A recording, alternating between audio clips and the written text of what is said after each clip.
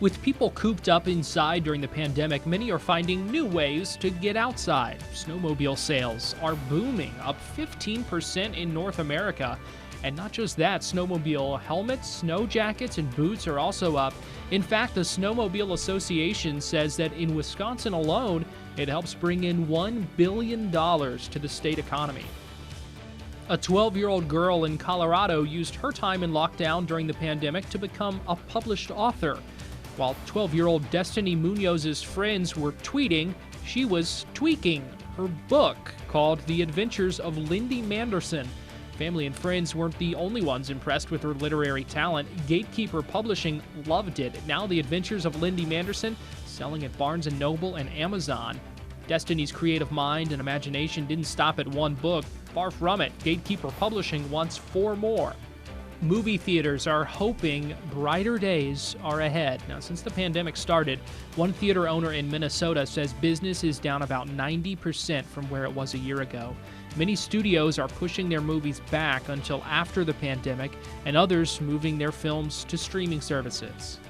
More than 1,000 people attended a virtual Free Britney rally on Thursday. Adoring fans and legal experts made an appearance at the event aimed at showing support for the singer.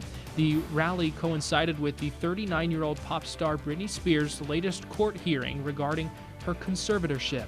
It ended with no changes to the current situation, meaning Spears' father will continue to share control of the singer's finances with the financial group Bessemer Trust.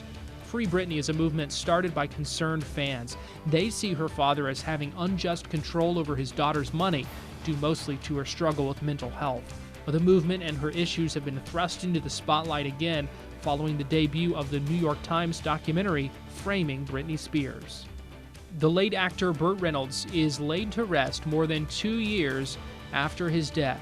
The Smokey and the Bandit star's remains have reached their final resting place at the famed Hollywood Forever Cemetery. A small private Zoom ceremony was held to honor the legendary actor 2.5 years after he died at the age of 82.